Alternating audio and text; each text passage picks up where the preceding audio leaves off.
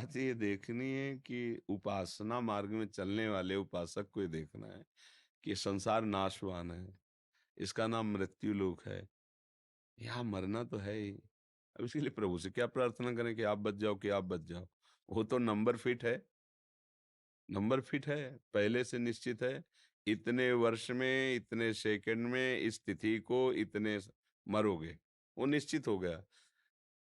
अगर हम सकामता करते हैं तो फिर हमारे हृदय में निगेटिव भाव आ जाएगा, क्योंकि ये सत्य है, शरीर छोड़ना पड़ेगा। और जब वो क्रिया होगी तो आपको लगेगा भगवान का भजन व्यर्थ गया। भगवान से प्रार्थना की, मनाया कि मेरा पुत्र न मरे, मेरा पति न मरे, मेरी माता न मरे, मैं न मरूं, पर मरना पड़ा। इसका नाम नहीं तुम्हें पता, मृत्यु लोक। मतलब यहाँ जितने रह रहे हैं सब मरेंगे। अब व्यवस्था कर लो ऐसी कि तुम्हें मृत्यु छू ना पावे। तो तुम्हारा स्वरूप शरीर थोड़ी है, तुम्हारा जो स्वरूप है वो भगवत स्वरूप है। तो इतना भजन करो कि मृत्यु का प्रभाव आप पे ना हो। जैसे जगह को शून्य कर दिया जाए, यहाँ से काट दिया जाए तो कोई कष्ट नहीं लगेगा उस समय। ऐसे ही मन को यदि भगवदाकार कर दिया जाए, मृत्यु आवे, शरीर छूट गया, चले गए। भक्तों की मृत्यु का जो कष्ट होता है वो ऐसे होता है जैसे विशाल हाथी के गले से पुष्प की माला गिर जाए। तो उसको समझ में भी आता है क्या? नहीं। ऐसे ही भक्तों का मृत्यु समय होता है। आनंद पूर्वक भगवान के धाम जा रहे हैं, उनको कोई कष्ट थोड़ी होता है। जाना सबको है, चाहे संत हो, चाहे असंत हो, चाहे कोई भी हो, मरना सबको है।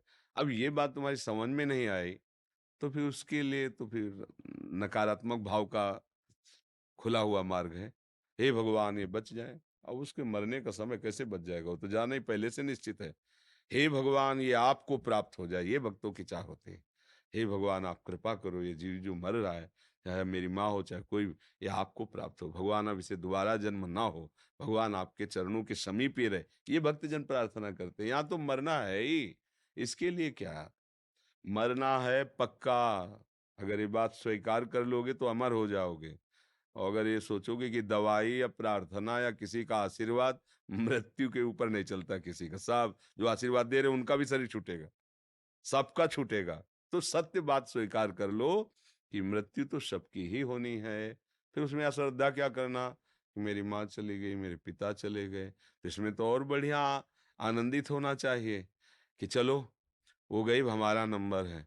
राधा राधा राधा राधा राधा भजन करे। अब यही कि बुद्धि ठीक ना होने के कारण संसार में तो यही है। एक बार एक ब्रजवासी के घर गए, बड़े प्रेम से लिवा गए जब भिक्षा का, तो पवाया।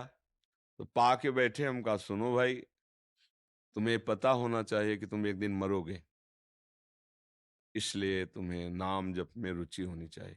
उनकी पत्नी रसोई से निकली और कहा इस बाबा को कभी मत लाना।